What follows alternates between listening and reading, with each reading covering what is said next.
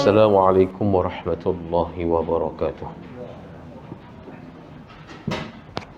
إلى حضرة سيدنا محمد صلى الله عليه وسلم، ثم إلى أرواح أزواجه وذرياته وأصحابه والتابعين التابعين لهم بإحسان إلى يوم الدين، وإلى أرواح آبائنا وأجدادنا وجداتنا ومشائخنا وذوي الحقوق علينا وجميع المسلمين والمسلمات والمؤمنين والمؤمنات الأحياء منهم والأموات شيء الحق. الفاتحة.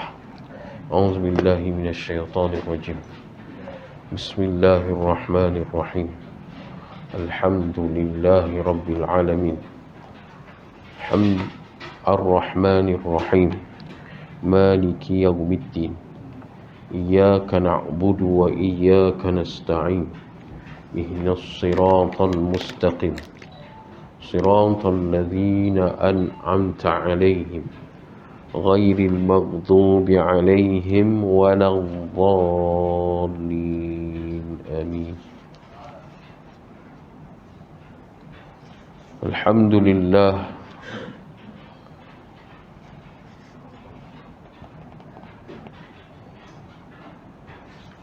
نحمده ونستعينه ونستغفره ونعوذ بالله من شرور أنفسنا ومن سيئات أعمالنا. من يهد الله فلا مضل له ومن يضلل فلا هادي له. ونصلي ونسلم على سيدنا محمد وعلى آله وصحبه ومن والاه. رب اشرح لنا صدورنا ويسر لنا أمورنا واحلل عقدة من ألسنتنا يفقه قولنا. اللهم ارزقنا علما نافعا وانفعنا بما علمتنا إنك أنت العليم الحكيم. اللهم افتح أبواب علمنا ومعرفتنا وحكمنا وأسرارنا. اللهم اجعل قلوبا يفقهون بها وأذانا يسمعون بها وأعينا يبصرون بها، فالله خير حافظا وهو أرحم الراحمين. بسر نبينا محمد صلى الله عليه وسلم، والحمد لله رب العالمين. Tuan-tuan dan puan-puan dirahmati Allah Subhanahu wa taala.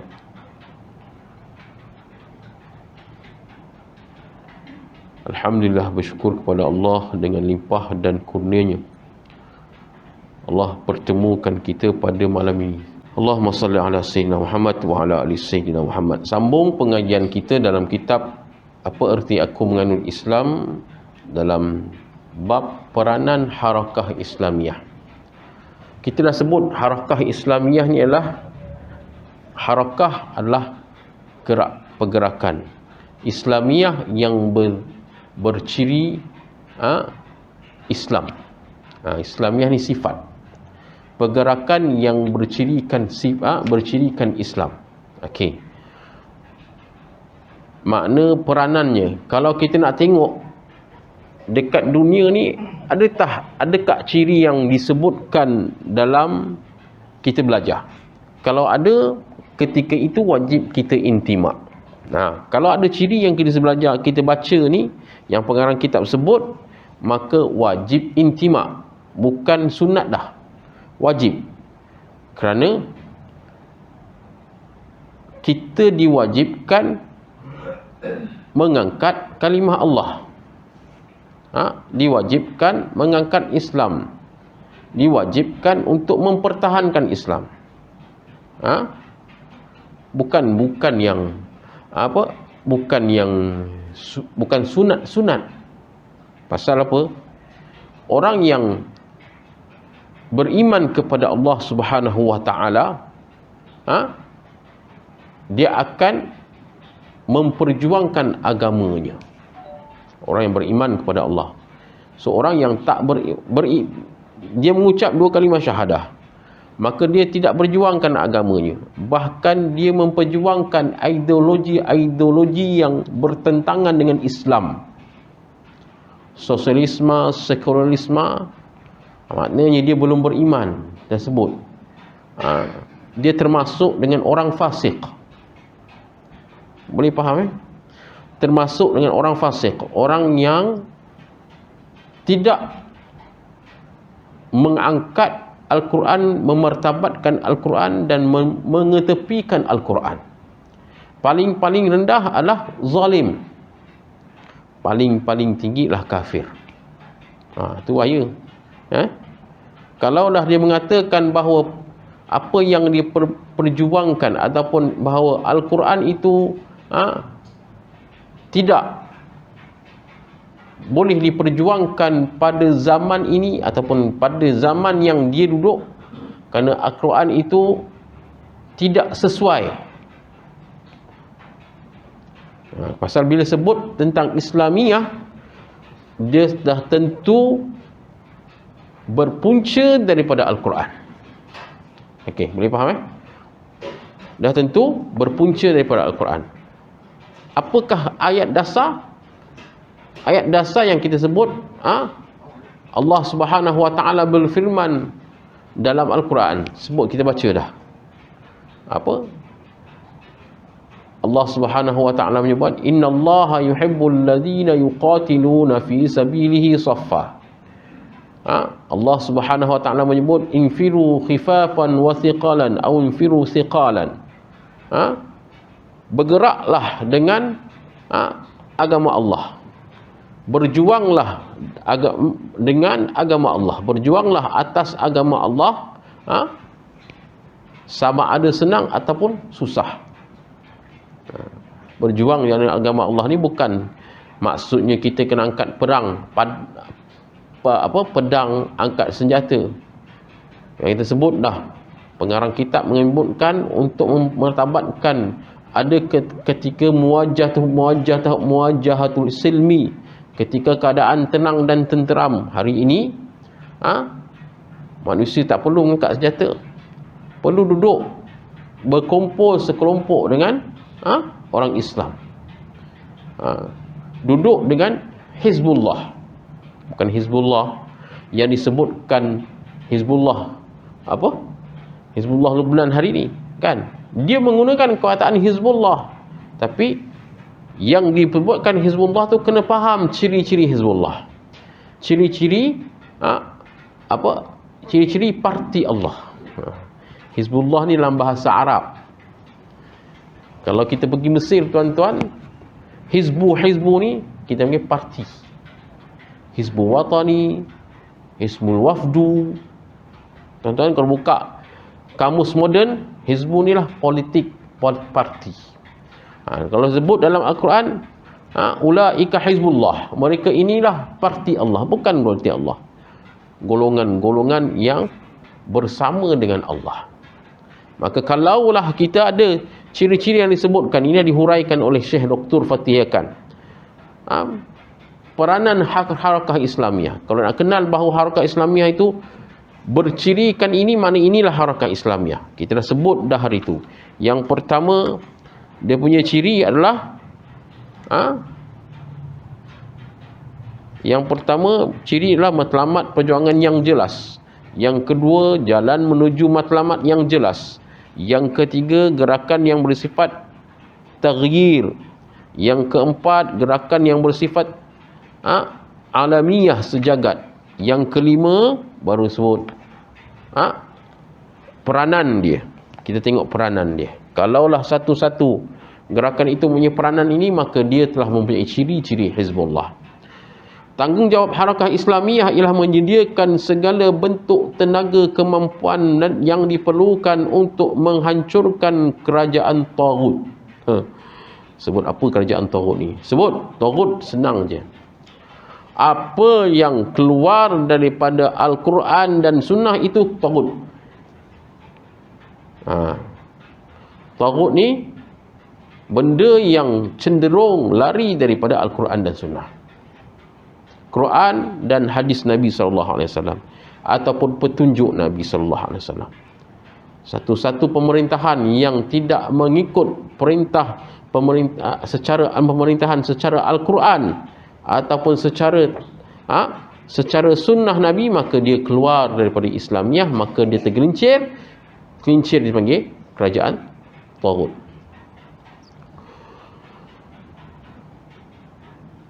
Bukan tanggungjawab mencari penyelesaian kepada masalah masyarakat jahiliyah dengan cara dan hukum hakam yang lain daripada hukum Allah. Itu tadi. Taghut adalah mencari penyelesaian masalah sosial hari ini, masalah ekonomi, masalah ekonomi, sosial, masalah apa sahaja yang berlaku di sekitar kita, menggunakan penyelesaian bukan dengan penyelesaian yang disuruhkan oleh Al-Quran, yang telah ditetapkan oleh Al-Quran, ataupun penyelesaian yang telah ditunjuk oleh Nabi SAW. Kita buat maulid Rasul. Laqad kana lakum fi Rasulillahi uswatun hasanatun liman kana yarjullaha wal yawmal akhir. Uswatun hasanatun itu sebenarnya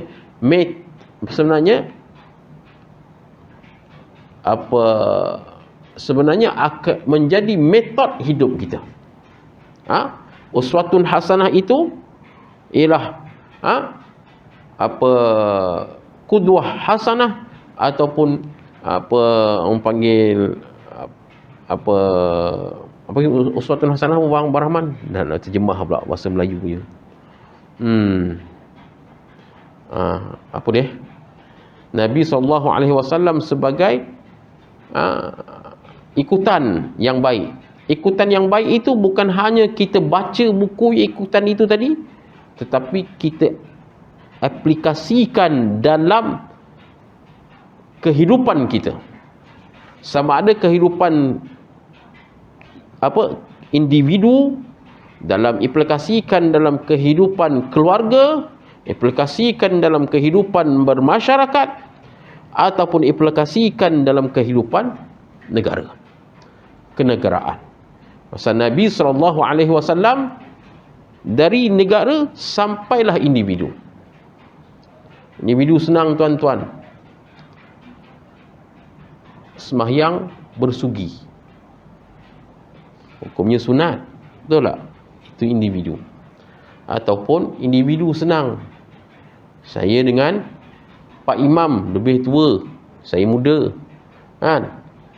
So saya kena hormat, itu wajib saya hormat, bukan sunat. Itu individu.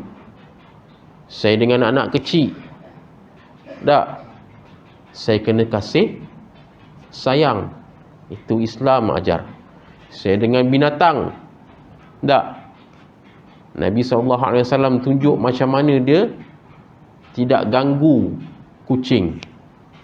Itu Islam ajar. Itu yang dimasukkan dengan ihsan. So dari individu, daripada pribadi, sampaikanlah kepada negara. Okey. Bukan kita bagi solution itu daripada otak kita. Boleh faham? Solution itu perlu datang daripada sunnah ataupun Al-Quran. Kalau solution itu datang daripada otak kita, pemikiran kita, bacaan kita, kita keluarkan satu solution yang tidak sesuai, mana kita panggil solution yang penyelesaian yang bukan daripada kehendak Allah. Penyelesaian hanya balik kepada kehendak Allah. Okey. Masalah masyarakat jahiliyah hari ini, buang anak, macam mana kita nak buat? AIDS, macam mana kita nak buat? Bukan solution kita bagi, okey, nak bendung AIDS, kita galak, tak apalah dia nak berzina, tapi kita bagi dia kondom. Itu kan solution. Boleh faham? Bukan solution yang dibawa keluar oleh pemikiran kita yang bertentangan dengan Quran dan sunnah Nabi SAW. Peranan amal Islami bukanlah sekadar menyelesaikan terhadap masalah pelajaran. Bukan masalah media masa hari ini. Hari ini media masa fitnah menfitnah. Keluar media masa. Maka kita buat keluar pula satu undang-undang media masa. Undang-undang media masa, maknanya kalau fitnah itu betul lah, ikut solution yang ada. Okey. Nabi SAW menyebut apa dalam bab ni? Orang yang menfitnah orang perlu di apa? Sebat. Dalam Islam hukum hudud.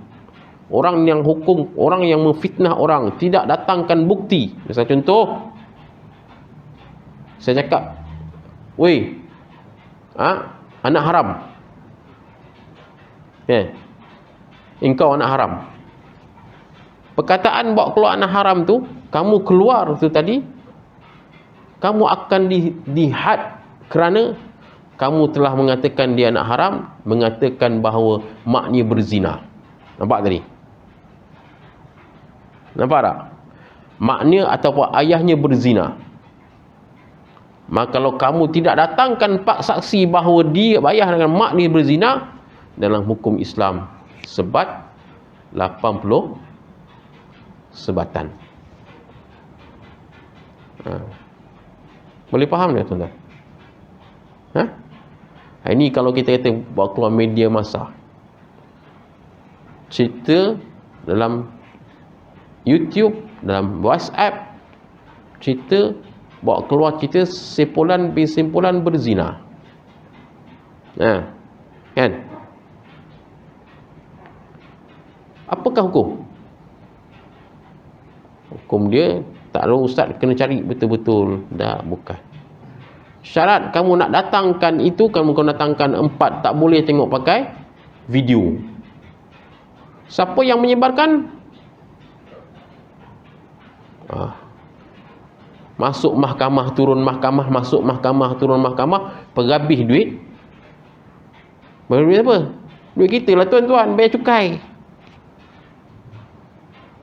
Betul? Perhabis duit kita. Lepas tu duk pening kepala. Duit tak ada, ketirisan apa? Wang. Tak cukup. Nampak tak? Patut apa? Benda tu boleh qat'i dah. Quran kata macam ni, tak betul. Sabit terus sahabat. Tak pening dah. Kita nak fikir kena kawan ni ambil buang, ambil peguam, yang buang peguam negara pun kena buat invest. Duit siapa tuan-tuan? Sebab tu kita kata Islam penyelesai. Qat'i dah, pam. Quran kata macam tu lah. Kau nak pening kepala apa nak bawa keluar duit banyak-banyak? Boleh faham tuan-tuan? Sebut ni marah. Itulah sebenarnya penyelesaian. Hari ni duk pening pasal masalah ekonomi. Benda-benda gini sebut tak boleh sebut je lah kan.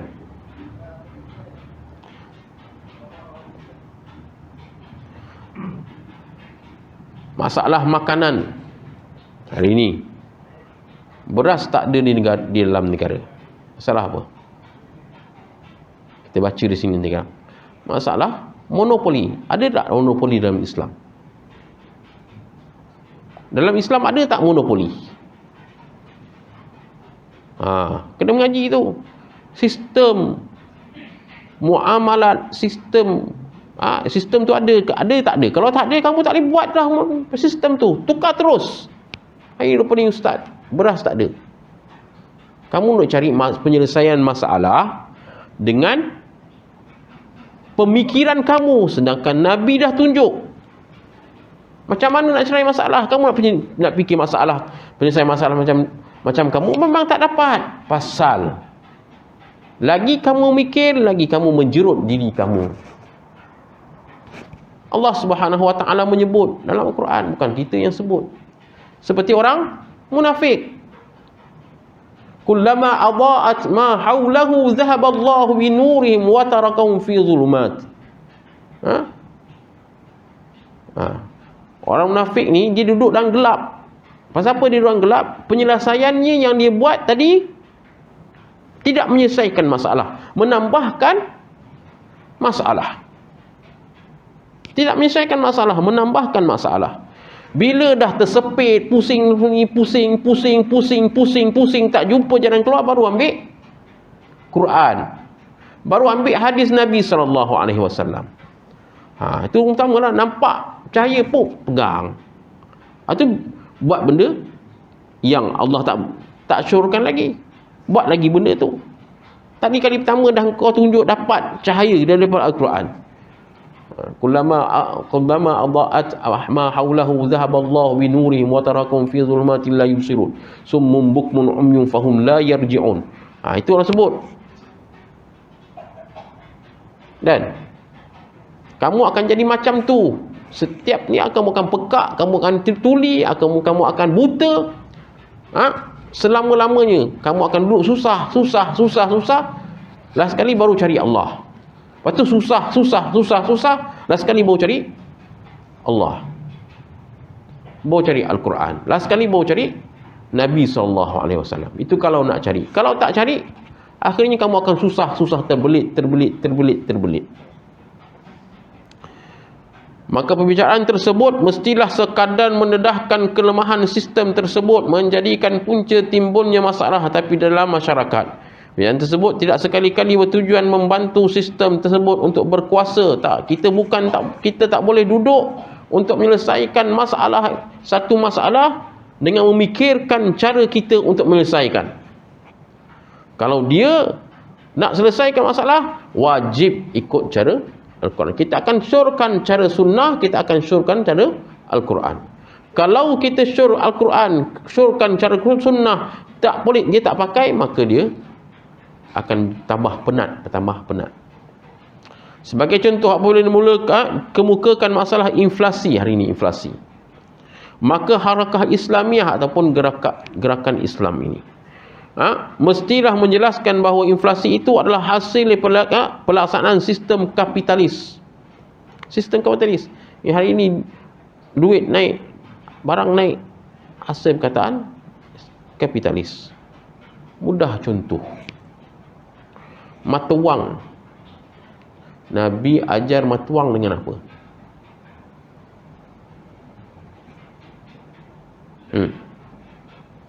Dengan emas. Sebab zaman Nabi guna dinar dan dirham. Dirham dia punya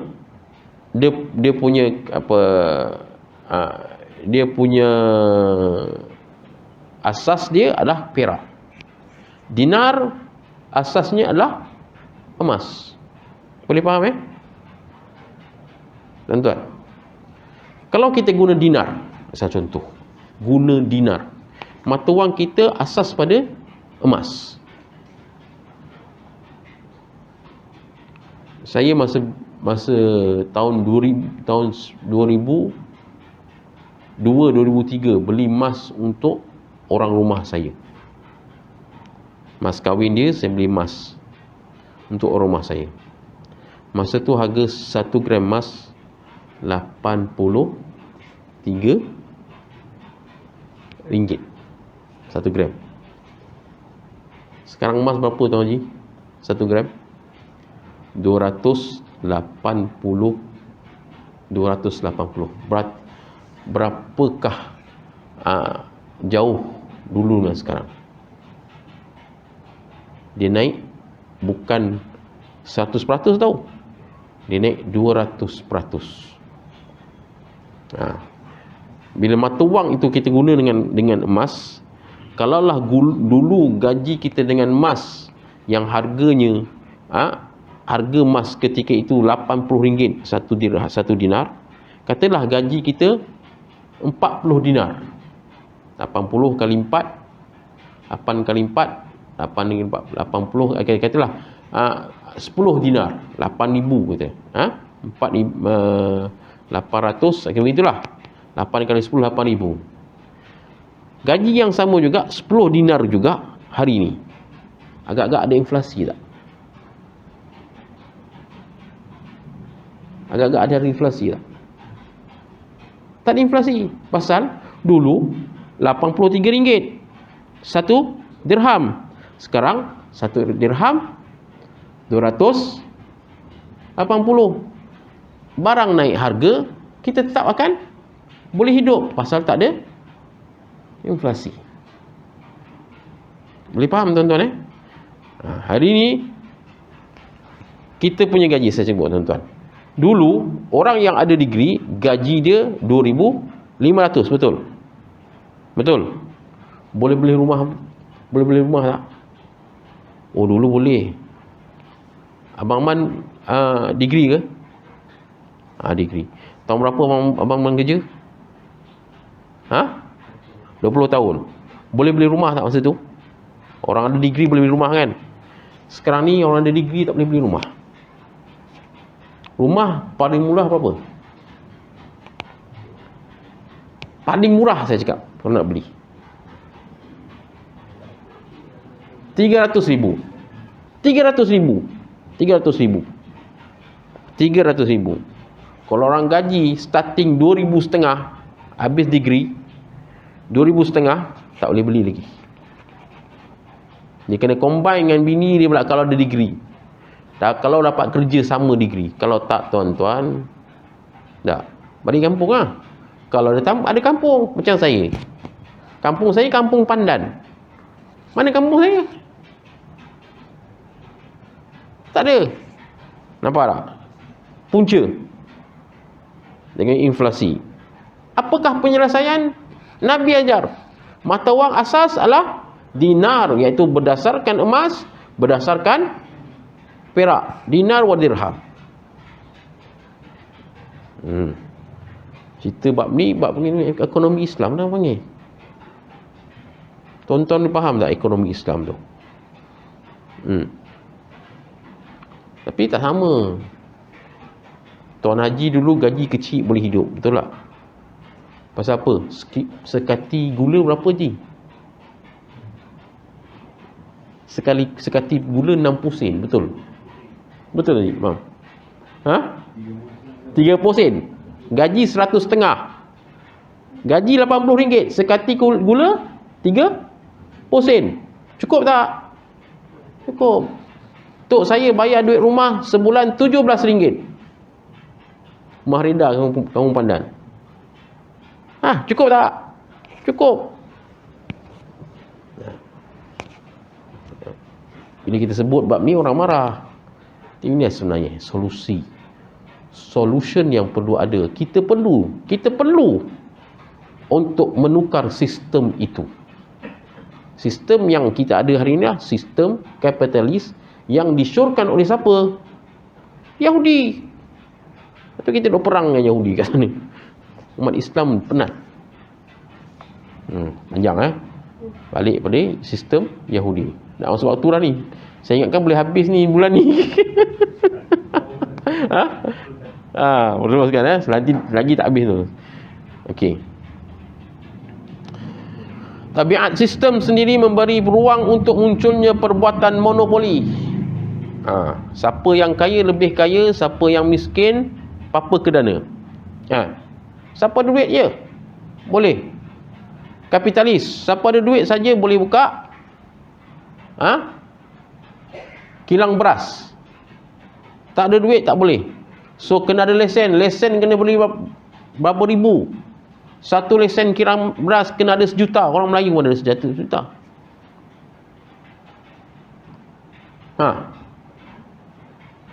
Kapitalis, siapa ada duit boleh.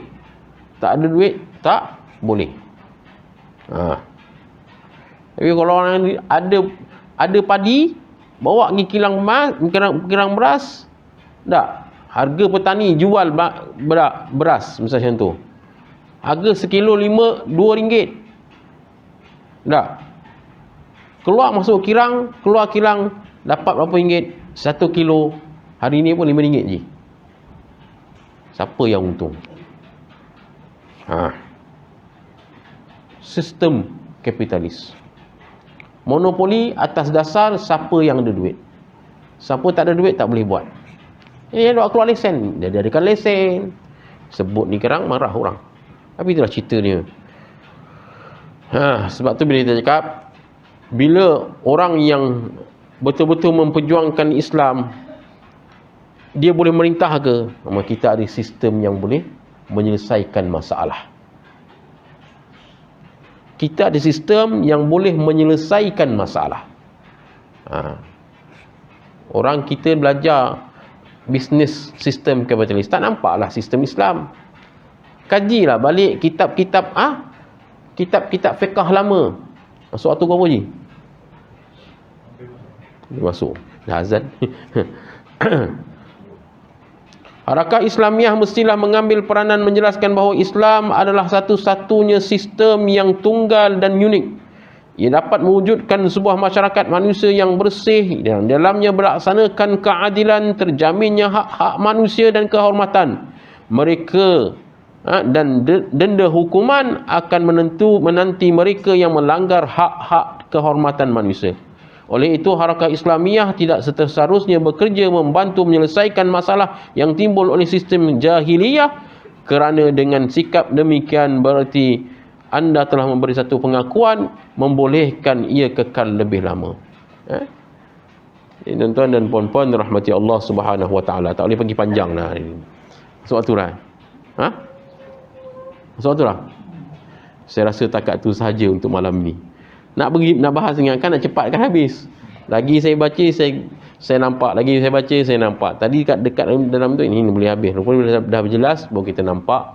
Itulah sebenarnya kalau benar-benar kita melaksanakan cara pemerintahan Nabi, masyarakat hari ini jauh daripada masalah ekonomi, jauh dari masalah sosial, jauh dari masalah kekeluargaan.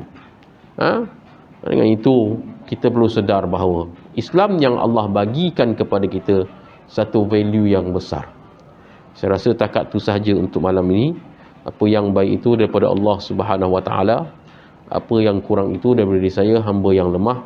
Mudah-mudahan apa yang kita bincangkan pada malam ini dapat beri manfaat kepada kita, menyedarkan kita betapa valuenya Islam yang ada pada diri kita, yang perlu kita laksanakan, perlu kita aplikasikan dalam kehidupan kita, sama ada daripada individu ataupun daripada kemasyarakatan, ataupun dalam sosial politik, ataupun sosial pemerintahan. Aqulu qawli hadza wa astaghfirullahal azim li wa lakum wa lisairil muslimin wal muslimat wal mu'minina wal mu'minat fastaghfiruhu fa ya fawzal mustaghfirin wa ya najatat taibin innahu wal ghafurur rahim. Tutup majlis kita dengan kafaratul majlis dan suratul Asr. Subhanakallahumma wa bihamdihi asyhadu an la ilaha illa anta astaghfiruka wa atubu ilaik. Wal 'asr innal insana lafi khusr illa allazina amanu wa 'amilus solihat wa tawassaw bil haqqi wa tawassaw bis sabr. Bismillahirrahmanirrahim. Alhamdulillahirabbil alamin. Wassalatu wassalamu ala asyrafil anbiya'i wal mursalin wa ala alihi wa sahbihi ajma'in. Allahumma ja'alna mimman istama'al qawla wa yattabi'una ahsanah. Allahumma arinal haqqa haqqan warzuqna ittiba'ah wa arinal batila batilan warzuqna ijtinabah. Wa sallallahu alaihi Muhammadin wa ala alihi wa sahbihi wasallam. Alhamdulillahirabbil alamin. Assalamualaikum warahmatullahi wabarakatuh. Tubna ila Allah wa raja'na ila Allah.